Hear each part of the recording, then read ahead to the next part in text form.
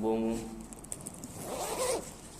daripada bab berapa itu Kalau habis penggal pertama, termasuk penggal yang kedua oleh Al-Haji Abdul Ghani bin Al-Haji Yahya, penggal yang pertama ni sampai muka surat apa dah.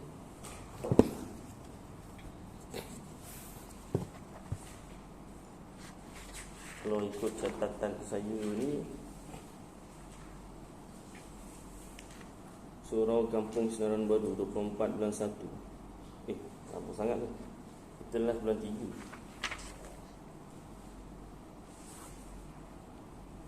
Anda ni hilang. Haji dah habis. Kita last bulan 3 tu. Ya. Oh. Jadi memang ia betul. Terima kasih ingatkan. Ini ada ni 30 bulan 3. Oh ni apa ni? Puasa juga. Oh dah habis puasa, sambung satu tadi ni ya. Oh 3 bulan 3 bulan 3. Ya. Terima kasih. Baik. Jadi kalau ikut ni, catatan saya ni 175 ya. Surat 175.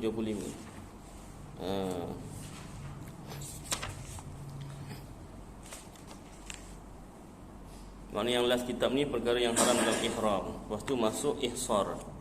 Ke surat 175 ihsar. Dia ada kemudian tak dia nak. Kataan ihsar maknanya kepung atau tahan atau tegah. Maksudnya di sini iaitu orang yang telah niat ihram haji atau umrah atau kedua-duanya haji dan umrah sekali dikepung atau ditegah daripada menyudahkannya. Ditegah daripada menghabiskan. Jadi kita tengok macam mana cara dia. Orang yang kena tegah itu ada 6 macam. Alif ataupun 1 ditahan oleh musuh. Dia tak dapat nak habiskan. Antara sebab-sebab dia tak dapat habiskan tu, yang pertama ataupun alif, ditahan oleh musuh daripada masuk ke Mekah, tak meneruskan kerjanya, kerja mengerjakan haji itulah atau umrah. Musuh tahan. Ba atau yang kedua, tertahan dengan sebab kena jil, penjara dengan aniaya. Bukan dia yang buat hal lah, dia dianiaya. Ta ataupun yang ketiga, hamba ditahan oleh penghulunya. Kalau hamba yang pergi haji, penghulunya tahan, tuannya. Sa, isteri ditahan oleh suaminya. Awak jangan pergi. Pergi juga berdosa lah. Pasal suami dah hak, tu isteri kena minta izin suami. Baik. Jim, bapa atau datuk menahan anak atau cucunya. Pak nak begini tak boleh. Apa nak cakap? Ini macam mana kedudukan ni kan? Jim, ca, piutang, menahan yang berhutang, yang mampu membayar. Awak hutang saya belum bayar pergi haji pula ya. Tahan. Baik, jadi macam mana? Segala jenis ihsar, kepung atau tahan ni, harus orang itu bertahallul dengan menyembelih seekor kambing. Dia dah buat separuh. Tadi tak dapat masuklah. Ni tak yang dah buat sebahagian kerjaan haji. Jadi dia bertahallul dengan menyembelih. Dia dah, contoh tadi niatlah, dia dah niat kan, belum dapat masuk, tapi dah niat. Bertahallul dengan menyembelih seekor kambing, di mana tempat kena tahan itu. Carilah. Setelah sembelih, bercukur dengan niat keluar daripada ihram. Jika tidak dapat kambing atau tidak dapat dengan harga yang berpatutan, lemah, kenalah taksirkan, anggarkan harganya dan dibelikan makanan, diberi kepada fakir miskin. Beberapa cupak yang dapat tiap-tiap seorang diberi secupak. Bukan sebanyak-banyak satu cupak, sebanyak-banyak cupak tu bagi kat seorang, tak.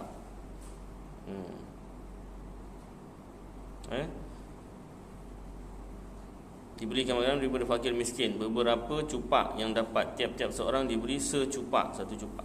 Dan jika lemah juga tak mampu, kenalah puasa ikut banyak cupak makanan itu, dikira sehari secupak. Tiada wajib qada atasnya. Last sekali puasa kalau semua tak dapat lah. Dalam bahagian puasa ini tidak dikendaki puasa dahulu, malahan boleh bercukur niat keluar daripada ihram, lepas itu baharu puasa, yang boleh dilakukan di mana-mana tempat.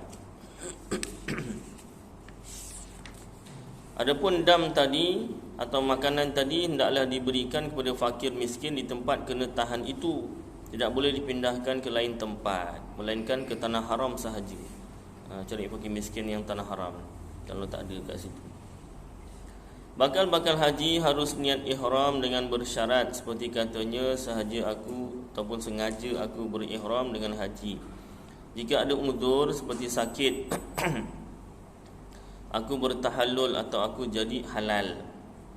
Kalau uzur sakit contohnya, dia bertahallul lah, maknanya jadi halal, keluar daripada ihram lah, jadi halal tu. Bertahallul tu bahasa Arab, bahasa Melayunya jadi halal.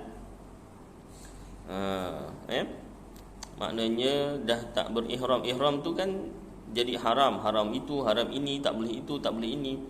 Ni keluar daripada ihram, maknanya jadi halal. Dah boleh itu, dah boleh ini. Yang tak boleh tadi tu masa ihram dah boleh.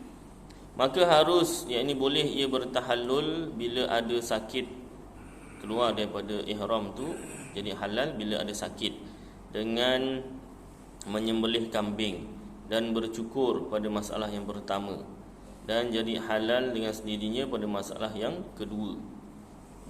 Itu tadi masalah yang pertama, ini masalah yang kedua. Orang yang tak dapat atau tidak sempat wukuf di Arafah wajib tahallul disudahi dengan umrah, kena satu dam, dan wajib qada tahun hadapannya. Maknanya kena semak betul-betul ada halangan ke tak ada halangan. Kalau tak susah nanti kemudian hari ni. Dam dan jenisnya, maksud dam yang lepas pun dah belajar juga kan dam kan? Belum. Macam dah belajar dam tak. Hukum dam itu panjang tetapi boleh diringkaskan kepada 4 bahagian. Macam dah ni. Tapi tak apalah. Pertama, dam tartib dan takdir. Kedua, dam tartib dan ta'dil. Ketiga, dam takhyir dan takdir. Keempat, dam tahyir dan ta'dil. Apa ustaz? Tak faham? Tak apa, tengok satu-satu. Makna tartib, dah masuk bahasa Melayu dah, tertib. Tertib kena ikut tertib lah, susunan. Makna tertib itu tidak boleh dipilih daripada suatu perkara kepada yang lain, melainkan jika lemah daripada yang pertama, kena ikut yang pertama dulu. Kalau tak boleh yang pertama, baru yang kedua. Tak boleh yang kedua, baru yang ketiga. Makna takhir itu boleh dipilih, tak mesti yang pertama dulu, boleh terus pilih yang terakhir daripada suatu perkara kepada yang lainnya, mutlak, yang lain mutlak. Makna takdir, syarak telah menetapkan kadar. Takdir kat situ kadar barang yang jadi ganti. Dah tetap dah, tak boleh tukar, tak boleh lebih, tak boleh kurang. Makna ta'dil itu syarak menyuruh taksir, anggarkan harga dan berpaling kepada yang lain. Baik, huraiannya lagi, satu ataupun alif, termasuk dalam bahagian yang pertama itu 8 perkara. Dalam tartib takdir itu, dam tamattu', dam kiran. Kalau buat haji tamattu' kena dam, kalau buat haji kiran kena dam. Haji yang tak kena dam apa? Dia tamattu', kiran, satu lagi apa? Lupa, semak balik. Ya? Ifrat. Ifrat tak kena dam. Orang dah biasa buat haji, dah ada pengalaman, hafal senang. Baik. Jadi kalau dam tamattu' dan dam kiran kena apa, dam pula. Kalau buat haji tamattu' dan dam kiran kena dam kiran, haji kiran kena dam. Apa dia ifrad, tamattu' dan kiran tu? Ulang kaji balik. Kan? Saya tak lupa. Saya lak mana Ustaz? Sebab Ustaz pun lupa juga dulu. Kalau kat kelas siapa ingat dapat coklat ke apa kan? Baik. Jadi ni dia.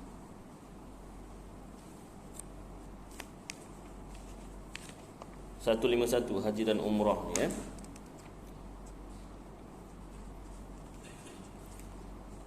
Ini syarat-syarat.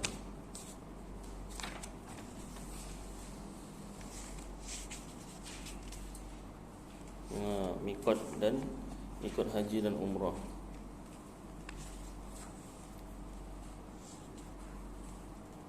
Tempat niat mikot.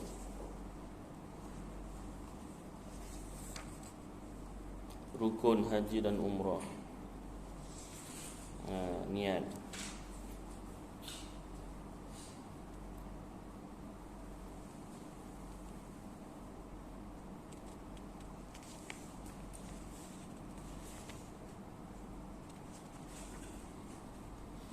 Tawaf, dia masuk tawaf.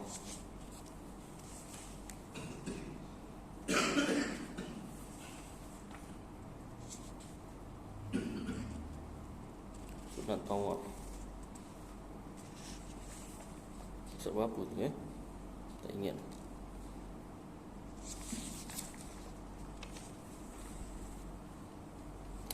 Surat 165. Ihram ini ada 4 bahagian. 1. Haji ifrad, berasing sendiri, iaitu seorang berniat ihram dengan haji. Itu ifrad. Dalam bulan haji dari mikotnya. Kemudian apabila sudah selesai daripada mengerjakan haji itu, baharu membuat umrah pula, iaitu pergi keluar daripada bandar Mekah ke tanah halal. Mekah tu tanah haram, pergi ke tanah halal mengerjakan umrah. Haji ifrad ini lebih afdal daripada yang 3 lagi. Bukan ada 3, ada 4 semua sekali haji tamattu' bersedap-sedap, iaitu seorang berniat ihram dengan umrah daripada mikot negerinya, dia niat umrah. Setelah selesai pekerjaannya, baharu niat ihram haji pula di Mekah. Orang ini bersedap-sedap boleh membuat pantang larang sementara hendak pergi ke Arafah. Sebelum buat haji itu, dia kuranglah pantang larangnya tu. Haji kiran, serentak, iaitu seorang berniat ihram haji dan umrah sekaligus dalam bulan haji. Cara macam ini diluluskan oleh syarak. Setelah itu terus mengerjakan pekerjaan haji dengan tak payah membuat umrah lagi, kerana telah termasuk dalam perbuatan haji. Ketika itu jadi 1 mikot, 1 tawaf, 1 sa'i dan 1 cukur, dapat haji dan umrah. Demikian juga jadi haji kiran jika ia berniat umrah sahaja, kemudian sebelum tawaf ia niat haji pula, dimasukkan dalam umrah itu, maka ini sah juga. Tetapi kalau sudah niat haji sahaja, tidak sah dimasukkan umrah ke dalamnya. Kalau dah niat haji tak boleh masuk umrah. Kalau niat umrah dulu boleh masuk haji. Ihram itlaq yang keempat, berlepas dengan tiada ditakyinkan haji atau umrah, tak tentu lagi. Maksudnya niat memasukkan dirinya dalam ihram sahaja. Ihram cara macam ini harus juga, boleh juga. Kemudian jika niatnya itu dalam bulan haji, bolehlah ia jadikan haji atau umrah, atau keduanya sekali. Dan jika tidak dalam bulan haji, nescaya jadi umrah sahaja. Yang keempat ni tak ditentukan. Yang alif ba dan ta tu ditentukan. Baik, itu. Jadi kalau kalau buat haji tamattu' dan kiran kena dam. Dam luput wukuf, dam meninggalkan ihram daripada mikot. Dam tu denda lah. Dam meninggalkan melontar jumrah. Dam meninggalkan mabit di Muzdalifah. Dam meninggalkan mabit di Mina. Dan dam meninggalkan tawaf wada' atau wida', orang panggil wida'. Dam-dam yang 8 ini tertib, maknanya lazim, yakni mesti disembelih kambing, tiada boleh ditukar dengan puasa, melainkan jika lemah daripada mendapatkan kambing, dah tak ada kambing contohnya, ataupun duit tak cukup.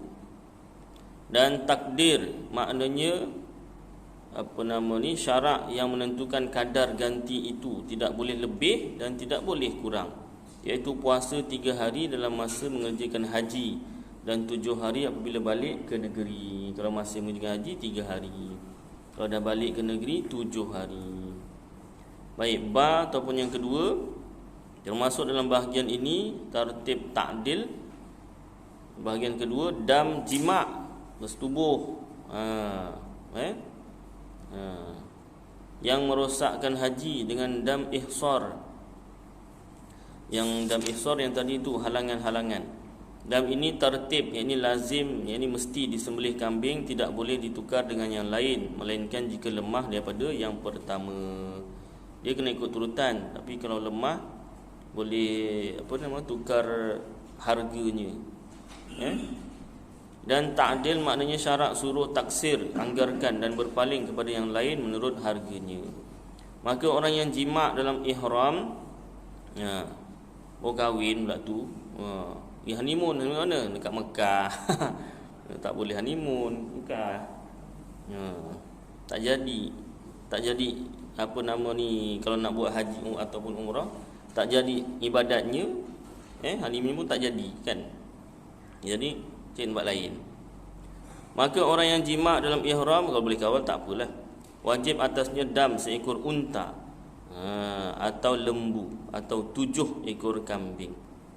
Jika lemah hendaklah ditaksirkan harganya, dianggarkan harganya, harga unta itu dengan wang. Dibelikan makanan bukan bagi wang. Wang tu belikan makanan. Disedekahkan kepada fakir miskin. Dan jika lemah hendaklah puasa ganti daripada tiap-tiap secupak sehari. Demikianlah dikiaskan pada dam orang yang tertahan hendak menyempurnakan haji atau umrah ihsar tadi, bagaimana telah dinyatakan di bawah fasalnya. Jadi bukan senang-senanglah haji tu, kena jaga. Kalau ikut flow dia baik-baik, betul-betul, alhamdulillah, insya-Allah mudah. Tapi kalau tak ikut caranya, banyak kena denda nanti. Kena pelajari betul-betul lah. Selain cukupkan duit, cukupkan ilmu juga. Kalau tak, pada manusia lah hajinya tu kan. Di sisi Allah Ta'ala yang diperintahkan haji, yang betul-betul haji tu,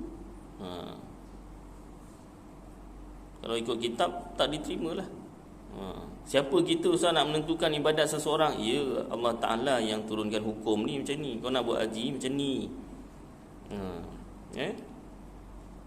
Baik. Ta ataupun yang ketiga, termasuk dalam bahagian yang ketiga, dam menghilangkan bulu, cabut ke, dicukur ke. Dam membuang kuku, potong kuku. Dam memakai bau-bauan. Dam memakai minyak kepala dan bulu muka. Dia pakai minyak pada bulu muka. Dam memakai pakaian yang ditegah, yang menjahit kan. Dam pendahuluan jima', ringan-ringan panggil, kena dam. Dam mengeluarkan mani, kena dam. Dan dam jima' yang tidak merosakkan haji, iaitu jima' antara 2 tahallul. Tak merosakkan haji tapi kena dam. Dam ini dam takhyir, maknanya boleh pilih mana suka. Dan takdir, maknanya kadar yang telah ditentukan oleh syarak. Maka pada menghilangkan bulu 3 helai berturut-turut atau 3 kuku berturut-turut dan lain-lain, bolehlah ia pilih mana suka. Sama ada hendak sembelih seekor kambing, main kan, 3 bulu seekor kambing, 3 kuku seekor kambing, jagalah, tahan. Atau memberi makanan 6 orang miskin, tiap-tiap seorang setengah gantang, atau puasa 3 hari. Kiralah berapa satu gantang pun, jika nak setengah gantang. Baik, sa ataupun yang keempat, masuk dalam bahagian yang keempat, dam takhir ada khanya, takhir dan ta'dil. Itu dam balasan perburuan, pergi berburu pula ke padang datar. Jangan Dan balasan memotong kuku. Dam ini takhir. Boleh pilih mana suka. Dan ta'dil, ini syarat suruh taksir, anggarkan dan berpaling kepada yang lain menurut harganya. Maka binatang atau pokok yang ada bandingan bolehlah pilih, sama ada hendak dikeluarkan bandingannya atau ditaksir, dianggarkan harganya, dibeli makanan disedekahkan kepada fakir miskin, atau puasa tiap-tiap secupak sehari. Dan jika tiada bandingan, hendaklah dikeluarkan makanan menurut harga atau puasa tiap-tiap secupak sehari. Dan mana yang tiada sampai secupak dikira sehari, seperti secupak juga. Kalau ada lebih tu setengah cupak kira satu cupak juga, lebihkan lah. Dan lagi segala genapkan. Dan lagi segala dam ini jika dipandang dari segi sengaja dan terlupa terbahagi kepada dua bahagian. Sengaja atau lupa ada dua bahagian pula. Pertama tarafuh dan kedua itlaf. Tarafuh apa? Itu maknanya bersenang-senang atau bersedap-sedap, seperti memakai pakaian yang bersarung, jahit, memakai bau-bauan, memakai minyak rambut, menutup kepala dan lain-lain. Maka syarat wajib dam padanya ialah dengan sengaja. Maknanya dia sengaja pakai, sengaja bersedap-sedap lah. Maknanya tak sengaja tak kena. Adapun kalau terlupa, tiada wajib dam. Allah terlupalah. Kalau betul terlupalah, itu antara dia dengan Allah Ta'ala lah. Kita jangan tuduh. Ya ke kau lupa? Jangan tuduh. Jangan tuduh dah dia lupa. Macam mana? Kunci kereta lupa, kunci motor lupa, bini terlupa, tertinggal kat RNR. Pun ada juga kan. Macam-macam lah kes lupa ni kan. Memang dia lupa. Adapun kalau terlupa tiada wajib dam. Dan jika sengaja dengan sebab ada uzur, wajib dam, tidak berdosa. Yang sengaja tak ada uzur tadi berdosa. Itlaf itu maknanya membinasakan, seperti mencukur bulu, mengerat kuku, memotong pohon kayu dan lain-lain. Rajin dipotong pokok kayu, apa banyak sangat pokok kayu ni dipotong kan. Dah biasa berkebun kan kat Malaysia. Apa nama ni, kalau pokok sawit browning ni, kalau pokok anak-anak kayu tu ditebas kan, disabit tu, kat sana nyabit juga. Nebas ataupun dipetik-petik ke kan. Maka wajib dam mutlaqan, sama ada sengaja atau terlupa. Yang ini tak boleh. Ini saya terlupa, tak kena juga. Kena juga kan. Yang bersedap-sedap tadi kalau sengaja saja. Habislah bab haji tentang last kali tu, bab dam, denda Jadi kena ada ilmu juga tentang dam tu tadi. Selain syarat-syarat rukun haji dan umrah tu, kena tahu. Sebab kalau kita terbuat, maka dendanya tu sampai bila-bila selagi tak ditunaikan. Dosalah kita. Jadi kena bersungguh-sungguh lengkapkan diri dengan ilmu dan selain kewangan lah. Baik, mudah-mudahan dipermudahkanlah. Siapa yang dah pergi, alhamdulillah. Yang belum pergi, mudah-mudahan dipermudahkan. Doakan saya juga. Saya pun belum lagi, insya-Allah. Baik, masuk udhiyah. Masuk udhiyah kita dah baca banyak kali, tapi tak apalah, baca lagi. Kemudian masuk perburuan dan sembelihan. Yang mana yang sempat isyak nanti kita berhenti. Dah banyak dah baca kan sekali, tak apalah, kita skip lah. Udhiyah, akikah. Nanti kalau sampai masanya, kalau nak ulang kaji boleh. Perburuan dan sembelihan. Ini pun sudah. Jadi kita masuk babul at'imah ke surat 186. Kalau sempat habislah hari ni, kalau tak sempat sambung lagi lah nanti. Perkataan al-at'imah itu jamak plural daripada perkataan ta'am. Ta'am maknanya apa? Makanan. Ta'am tu makanan, bukan ta'am tu makan. Jom ta'am, jom makan. Dia nak cakap jom makan. Ta'am tu makanan, bukan jom makanan. Jom makan ta'am, boleh makan makanan. Bab ini menyatakan hukum benda-benda yang halal dimakan dan benda-benda yang haram dimakan. Kena tahu juga. Kita main bedal aja kan. Ni restoran yang orang Melayu, takkan haram. Kalau kita pukul rata macam itu, bahayalah, bahaya. Makanan itu umum, termasuklah binatang-binatang di darat, binatang-binatang di laut, dan binatang-binatang yang di angkasa. Di angkasa tu bukan di angkasa lepas, kat udara lah. Orang angkasa pun ada binatang tak hidup. Di bahasa di angkasa tu udara lah, yang terbang. Payah juga nak cari makanan kat angkasa tu kan. Baik, di udara. Jadi apa nama ni tadi, orang Melayu ada pesan kan, orang tua-tua, orang bijak pandai, makan jangan sebarang makan, cakap jangan sebarang cakap. Jadi makan pun jangan sebarangan. Kalaulah ada makanan yang diharamkan kita makan, maknanya adalah tu kesan buruknya tu kan. Contoh aja macam babi kan.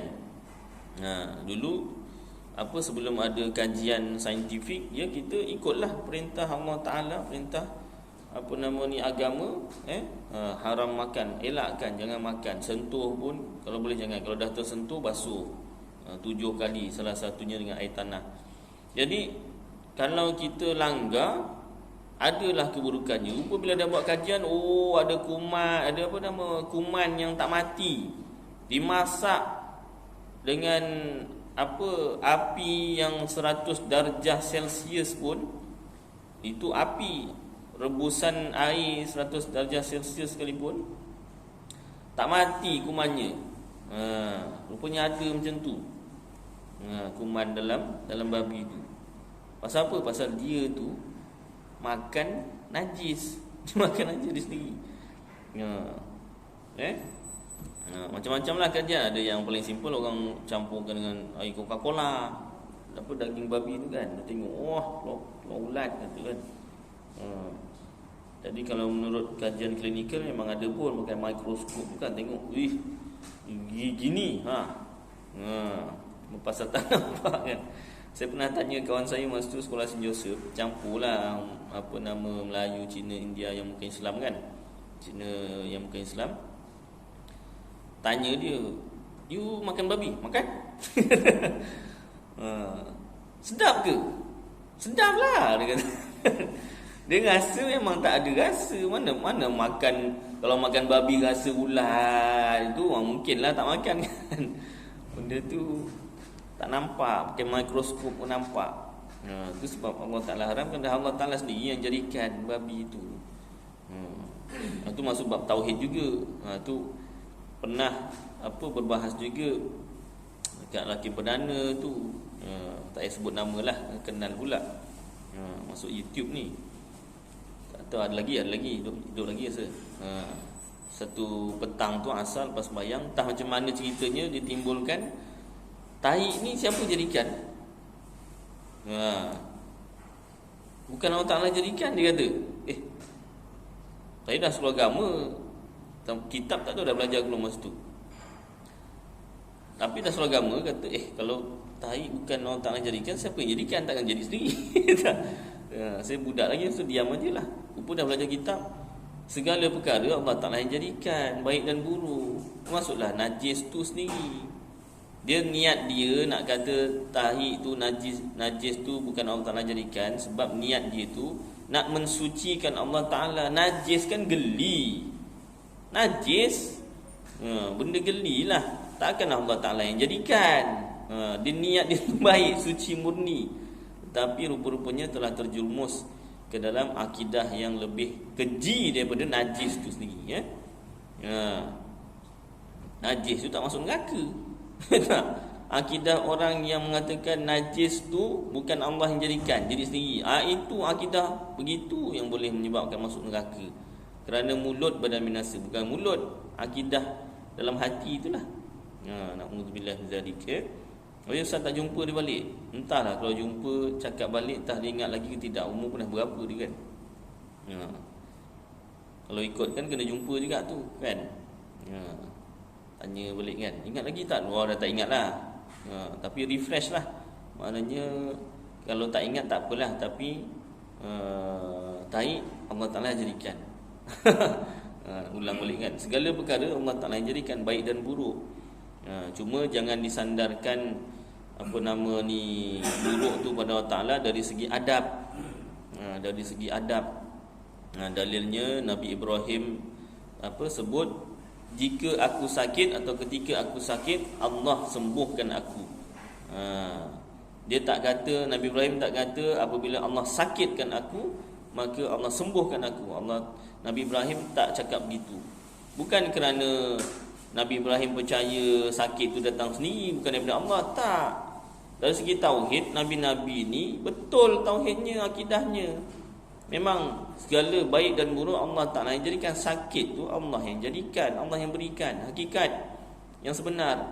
Tetapi sebagai sandaran adab dengan Allah Ta'ala, maka disebut ketika aku sakit, seolah-olah dia sendiri yang cari penyakit, bukan Allah Ta'ala yang jadikan penyakit tu. Apabila aku sakit, maka Allah sembuhkan. Fa idza maridtu fa huwa yashfin. Maka apabila aku sakit, Allah sembuhkan aku. Itu sebagai adab, ya. Tapi dari segi hakikat, baik dan buruk Allah Ta'ala jadikan. Sakit juga Allah Ta'ala yang jadikan, Allah Ta'ala yang berikan. Allah Ta'ala yang sakitkan kita, Allah Ta'ala juga yang sembuhkan. Itu dari segi hakikat tauhid, kejadian sebenar, ya. Baik, sambung balik ni. Jadi berkaitan semua, ya. Baik, sambung. Tiap-tiap binatang yang tiada nas daripada Quran atau hadis atau ijma' mengatakan haram atau halal, dan tiada nas, tiada kenyataan Quran dan hadis menyuruh dibunuh binatang itu atau menegah dibunuh ia, padahal binatang itu dianggap bagus atau ibadat oleh orang Arab, adalah hukumnya halal dimakan, melainkan ada nas mengharamkannya, baharulah hukumnya haram dimakan. Tiap-tiap binatang yang tiada nas dari Quran atau hadis atau ijma' sepakat ulama mengatakan haram atau halal, dan tiada nas menyuruh dibunuh binatang itu atau menegah dibunuh ia, padahal binatang itu dianggap bagus, thayyibat oleh orang Arab, adalah hukumnya halal dimakan, melainkan ada nas mengharamkannya, barulah hukumnya haram dimakan. Jadi nas tu Quran, hadis dan ijma'. Jangan tengok Quran dan hadis sahaja, ijma' diketepikan, jangan. Ijma' tu kesepakatan ulama'. Tak ada dalam Quran, tak ada dalam hadis, tapi ulama' mengatakan ada ataupun haram, maka jadi haram. Kerana itu sumber hukum, Quran, hadis dan ijma', kesepakatan ulama'. Adapun hukum daripada ulama' itu atas pemahaman mereka daripada Quran dan hadis juga, atau digunakan kias. Jangan mentang-mentang tak dalam Quran, tak dalam hadis, jadi tak ada pengharaman Quran dan hadis, jadi halal semua. Jangan begitu. Contoh pengharaman babi, ada dalam ayat Quran, tetapi anjing tak ada. Itu dalam hadis ada, itu dalam hadis. Quran tak ada, dalam hadis ada. Anjing minum air tu Rasulullah suruh buang air tu kan. Lagi apa yang tak ada dalam Quran, hadis, tapi diharamkan ijma'. Nanti kita tengoklah, saya pun tak ingat sangat. Maknanya daripada kitab-kitab para ulama' lah. Tiap-tiap binatang yang disebutkan itu, jika dianggap oleh orang Arab kotor atau jijik, al-khaba'ith, adalah hukumnya haram dimakan, melainkan ada nas menghalalkannya pula, baharu hukumnya halal dimakan. Kenapa ikut orang Arab? Kita kan tekak kita sendiri. Dan Allah Ta'ala jadikan orang Arab ini sebagai benchmark dia. Benchmark ni kan, ukuran dia. Lidah orang Arab digunakan. Ya, ikutlah Allah Ta'ala pilih orang Arab. Kan? Kalau pilih orang Melayu payah juga. Habis jadi sambal belacan, jadi menu nombor 1 tu kan. Sambal belacan kan. Baik. Jadi orang Arab. Sebab orang Melayu banyak kena berak berdarah lah, puasih lah kan. Makanannya pedas-pedas semua. Sakit-sakit perut lah, cik berit, Melayu lah. Pasal apa? Wah, makan pedas-pedas. Alah, nasi Arab pun pedas juga. Tapi tak boleh lawan pedas orang Melayu lah. Pedas macam. Wah, lagi kalau apa nama, Negeri Sembilan. Wah, lagi punya pedas dia tu. Melaka, ya Allah. Taulah. Boleh tak tahan, boleh tahan pula apa nama, kena mati ikan apa tu kan. Ya Allah. Saya dah kena mati ikan, dah kena selalulah. Berak mendarah dah kena. Dah kira taubat sikit lah. Tapi kadang-kadang makan juga. Kan, taubat sikit. Baik.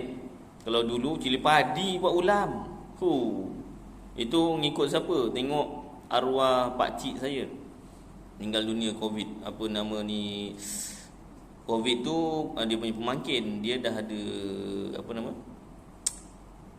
Buah pinggang. Tahap 4. Tapi bukanlah kerana makan cili padi buah pinggang. Lainlah dengan cili manis apa kan. Wah, dia kalau makan cili padi tu buat ulam, satu kali suap 1 biji. Ya Allah, ya Rabbil Karim. Satu suap ni 1 biji. Kalau 10 suap 10 biji cili padi, ya Allah. Terliur juga kan, macam sedap kan. Tapi kalau dah kena, dia punya pedas dia. Saya ngikut. Dah dia kena macam tu dah, tak jadi. Anak saya masa kecil tengok saya, dia nak. Masa tu umur 4 tahun. Pedas kan? Pedas. Degil. Bagi je. Sap, kau tu tak cukup air kan. Sampai ke besar tak nak makan pedas lagi dah. Bagus. Dia kecil. Baik. Jadi lidah orang Arab, ikut lidah orang Arab ni. Dianggap kotor atau jijik, maka hukumnya haram dimakan, melainkan nas menghalalkan. Daripada jenis binatang, kenapa lidah orang Arab dulu baru nas? Dah Allah Ta'ala tetapkan peraturannya begitu. Yang ini tadi halal kecuali ada nas haram. Tekak orang Arab kata boleh makan, bagus, boleh makan, kecuali ada nas haram. Yang kedua pula, kalau orang Arab kata tak okey, tak sedap, kotor, tak boleh makan, haram, kecuali ada nas menghalalkan. Dia memang peraturan begitu. Dah masuk isyak tuan-tuan, cukuplah. Kadang ni tak sempat habiskan sikit kan, tak apa. Dah masuk isyak, kita lepas isyak ada tahlil ringkas untuk arwah Haji Hamzah ya. Hari Sabtu lepas tinggal dunia. Dia pun pernah rajin juga datang kuliah tu kan. Jadi mudah-mudahan apa yang kita baca dan dengar bersama jadi bermanfaat untuk saya dan tuan-tuan, dapat kita amalkan sampaikan insya-Allah. Aku qouli hadza wa astaghfirullah azim li wa lakum wa lisa'iril muslimin wal muslimat wal mu'minina wal mu'minat fastaghfiruh wa ya fawzal mustaghfirin wa ya najatat taibin. Wassallallahu tabaraka wa ta'ala ala khairi khalqi sayyidina maulana Muhammad wa ala alihi wa sahbihi wa baraka wasallam. Subhana rabbika rabbil izzati amma yasifun wa salamun alal mursalin walhamdulillahi rabbil alamin. Qabbalallahu minkum. Mari kita baca selawat Ibrahimiyah sama-sama.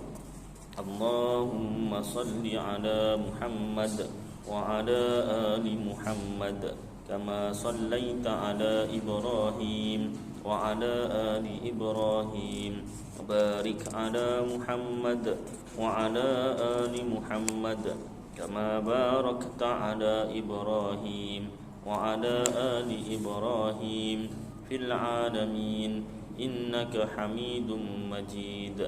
Wassalamualaikum warahmatullahi wabarakatuh.